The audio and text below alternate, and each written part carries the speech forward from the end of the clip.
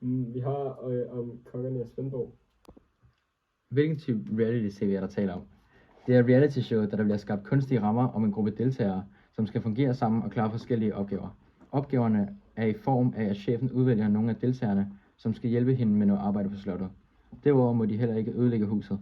Hvis disse ting ikke bliver overholdt, har chefen ret til at tage nogle af goderne som VIP-kortet til byen fra dem, som gør, at de ikke kan leve det fede liv med fester og vennerne.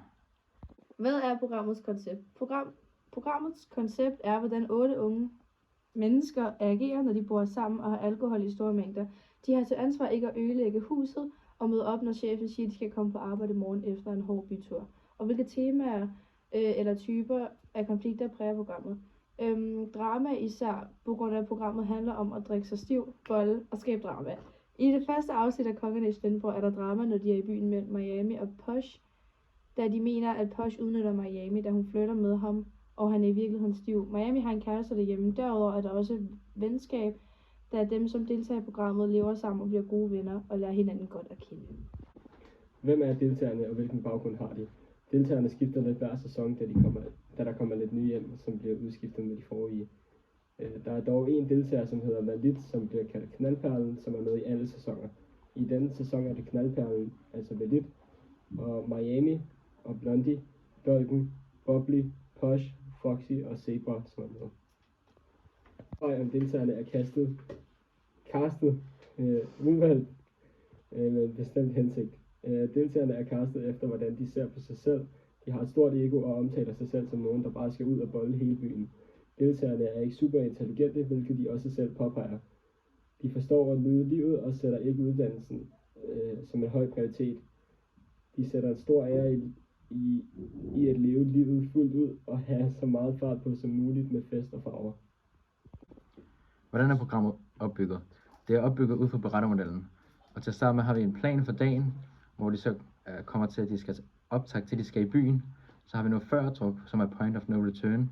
Så når de kommer i byen, sker der et problem, og konflikten eskalerer, og til sidst tager de hjem og sover.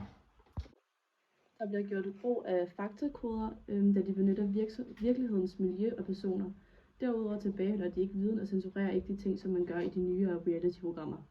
Der er et håndholdt kamera, hvilket gør det mere levende og ægte og ikke lige så opstillet. Der gøres brug af normalperspektiv, når de bliver interviewet, og beskæringen, der er det halvtotal, og det vil du se der og der. Der gør brug af stationære kamera, når de spiser eller inde på soveværelset, da de er stille der, og de ikke bevæger sig. Og der kommer automatisk fugleperspektiv, for at man kan se alle omgivelserne.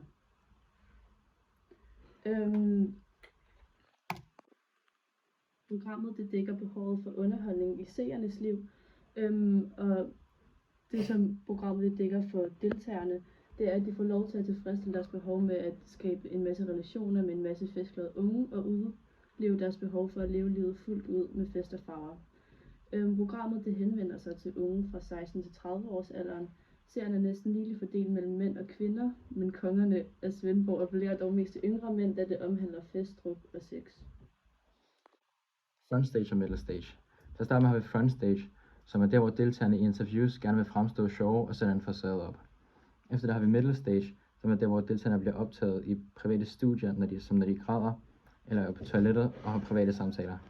Dette bliver mest brugt i programmet, da det er det, som skaber mest underholdning for seerne.